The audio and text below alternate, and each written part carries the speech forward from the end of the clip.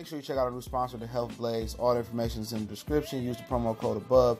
Goodfella One Boxing at 18% off of all their natural products from deodorant, pomade, toothpaste, and much, much more. And they have additional discounts on their website as well. That's thehealthblaze.com. Starting December 20th. That promo code is good for 18% off. We go.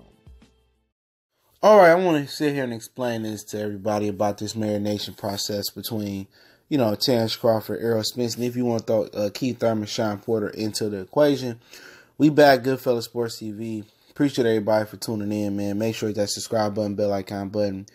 Won't miss another video. In addition to that, don't forget to check out our sponsor, The Hellblaze, at thehealthblaze.com. Promo code Goodfella One Boxing get you 18% off their all natural products, lotions, soaps, foot soaks, bath bombs, deodorant, toothpaste, and much, much more. Head over there right now. Website, promo code are in the description. Just hit the drop down box. All my information is there, plus that information I just talked about. And look here, man. Boxing Truth Over Facts, Fiction, he had said that, he one of the guys that said we should have marinated. And I got to just tell y'all this, man, okay? I don't know how far everybody go back in boxing or what knowledge you have or what can you remember. It's kind of hard to remember everything that go on in boxing, man. But at the end of the day, they marinated Manny Pacquiao and Mayweather, right? It wasn't about belts or nothing like that. But they both was established stars. That's what you got to remember. Errol, Spence, or that wouldn't even say established stars, okay? Let's not even let it star in pay-per-views alone. They were established names in boxing. They was already established resume-wise, is what I'm trying to say. Terence Crawford is still getting his resume picked apart. The only resumes in boxing that I respect like that, is Manny Pacquiao that's still active, Canelo Alvarez with an asterisk by for obvious reason, and Danny Garcia. Those are the three resumes that I really only respect in the sport of boxing. Win, losses, and draws included. And you can nitpick anybody else's resume, including some of their resumes if you want, some of their accomplishments and accolades. But I won't do that. Those are the three I won't talk about that's still active in the sport of boxing. And there's some other guys you can go out there and say Sora Riverstein as well. He fought two of the best. But hey, that is what it is. Okay, let's not venture off. But by the time Manny Pacquiao and Mayweather was even talked about, they had already fought a plethora of fighters. You look at Mayweather, he fought Gernando Hernandez, Manfredi.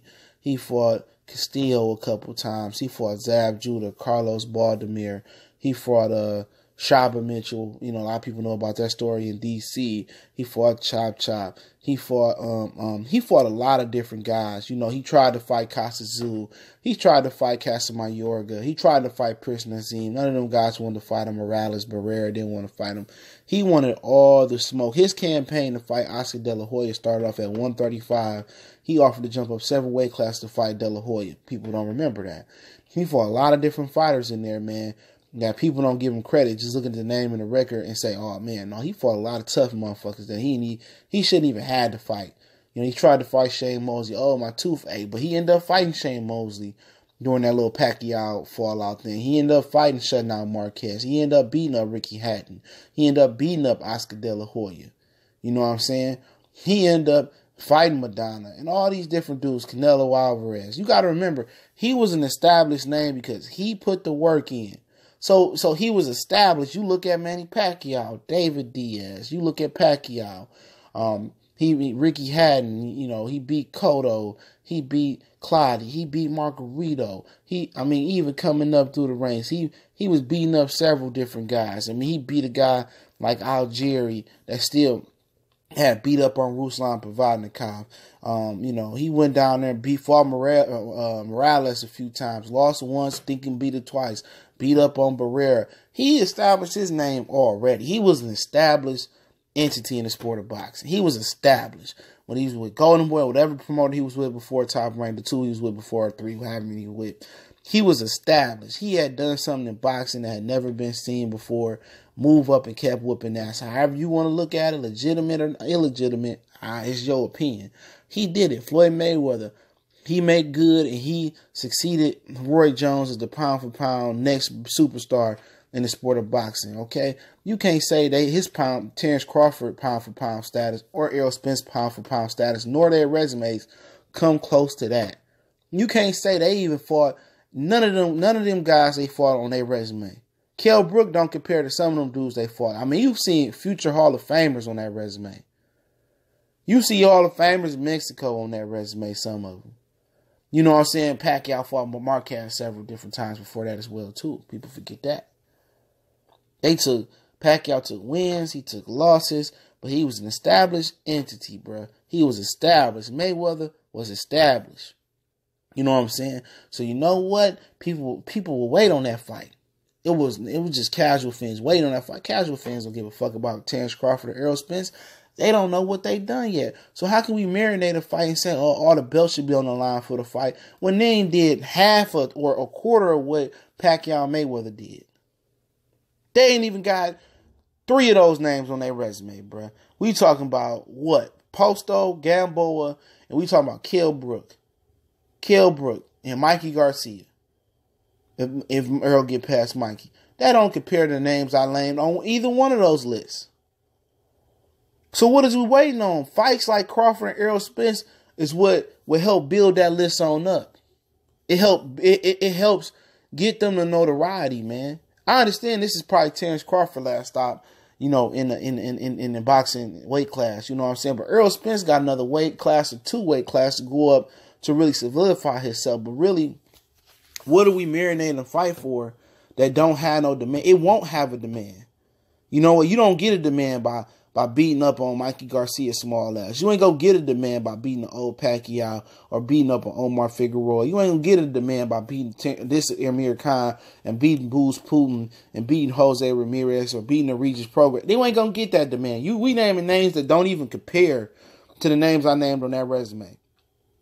These was the dudes that moved up a bunch of weight classes and fought great fighters and Hall of Fame fighters and dogs. These dudes ain't even fought a dog yet. They fighting poodles and shit. They fighting small dogs. Labrador poodles and shit. You know what I'm saying? This is the type of fight that kind of adds to that resume. You know what I'm saying? This is what adds to that resume. You know, where you can get to the point where you can marinate a fight and the casual public know this is the fight that's supposed to drive the casual public and get them notoriety. Okay? Because if Keith Thurman ain't a fucking superstar amongst his people when he beat Sean Porter and Danny Garcia, he still could walk through Florida and niggas still don't know who he is. Then I'm telling you, it don't matter. It don't matter if they get all the belts. It don't matter. Terence Crawford got all the belts versus Dongo on ESPN. And I guarantee you, he could walk through a majority of the malls in America and a lot of urban people, white people, Mexican people won't know who the fuck he is. You know what I'm saying? People just thinking, oh, they're going to become money. That's what Danny Garcia thought. When I beat Lucas Matisse, I'm going to be a superstar. On the Canelo Floyd card, did it help him out? No. Same thing for Gervonta Davis on Conor McGregor and the Mayweather card. No. Because it's about seniority. It's about putting in the work. Because fans respect when you put in the work. They respect when you put that work in. One fight ain't gonna change their lives like that, bro. This ain't no Oscar De La Hoya Floyd shit. Okay? This ain't no McGregor shit. McGregor built a fan following from the ground up. Okay? It wasn't just one fight that made people love McGregor. It was multiple fights that people made love McGregor. Same thing for Muhammad Ali. It wasn't just a Sonny Liston fight that made Muhammad Ali a fan favorite. Or it put him in that. It was the fucking Sonny Liston fight, the rematch that wasn't tape. It was the war, coming back what he went through, his trials and tribulations, coming back older, whooping on George Foreman, then coming back, fighting Joe Frazier, losing to Joe Frazier, beating Joe Frazier. It was the beating up on Floyd Patterson before that. It was just the string of fights he put together. One fight don't define anything. It takes multiple fights to build your profile up in boxing. We've seen it time and time again. Mike Tyson. He knocked out 10 to 20 niggas in 1 year. That's no matter if you know who they was or not, it was something people wanted to see. You have to put the work in. One fight like this between 2 black brothers is not going to put them over the top. I'm telling y'all that right now. Even if they fought Keith Thurman, Sean Porter, and it was like a round-robin tournament, and they end up the 2, guess what? It's still not going to matter. All the belts on the line or none of the belts on the line. They need this fight to really build themselves up first. You know what I'm saying? They need this fight to build themselves up, to put them on the right path. If they fight 2 or 3 times and it becomes special and it become a trilogy or something like that, and they build themselves off of that, that's what you got to do. But sitting around fighting subpar competition, bum bashing, fighting small junior welterweights, lightweights, and fighting what Russia and the Eastern Europe got to offer, that ain't going to get you that bag, bruh. That ain't going to get you 1 million pay-per-views, bruh. That ain't going to get you on track. It takes time in. It takes time served. It takes seniority. It takes fighter after fighter. And this is the fight that can continue to put them on that road. Now, Errol Spence going to beat Crawford, and then he beat Heath, he beat Shine. He go up to beat Jared Hurd, or we go up to beat Hurd and unify the division, or beat Lubin and J-Rock and be undisputed. Then people going to start looking at him different.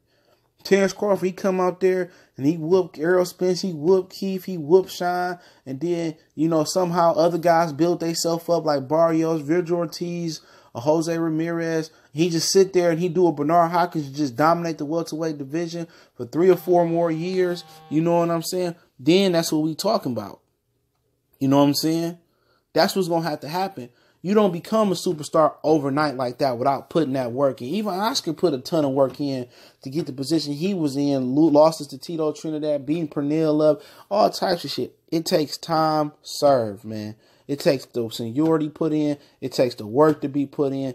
It takes that time, man. You just don't do it overnight, man. One fight just don't make or break a nigga, man. But hey, man, y'all know what it is, man. It's Goodfellas Sports TV, man. Appreciate it. Don't forget we on Facebook, Twitter. Keep reaching out to your boy if you got a business question, inquiry, sponsorship. We also on Instagram. You can reach out to the Facebook group. I'm still trying to plan on this Mikey and Errol debate. If you want to hop on, I'm going to just do one big ass debate, and then I'll eventually do other fight debates as well too. Down the line, email me. My email is in the description as well. boxingclinic313@gmail.com is still the email. You want to join in, I'll let you know the requirements. I'll get back at you as soon as possible. I got everybody email. I'll be emailing you guys when I get a solid date. But in addition to that, don't forget to check out our sponsor, The Hellblaze, at thehellblaze.com. Promo code GoodFella1Boxing. Get you 18% off their all-natural products, lotions, soaps, foot soaks, bath bombs, deodorant, toothpaste, hair pomade, you name it, they got it, man. Head over to The Hellblaze right now. Promo code and website are in the description. Go check them out, man. Something for the missus, for the kids, for the men in the house. Trust me, you definitely gonna like that as well. And I've been appreciating all the support I've been getting. Keep sharing the videos. Keep sharing. If you want to make a donation to the channel, that link's always in the description. It's your boy CJ Goodfella, Goodfella Sports TV. One time for the one time. Don't forget my other channel, Motor City Sports.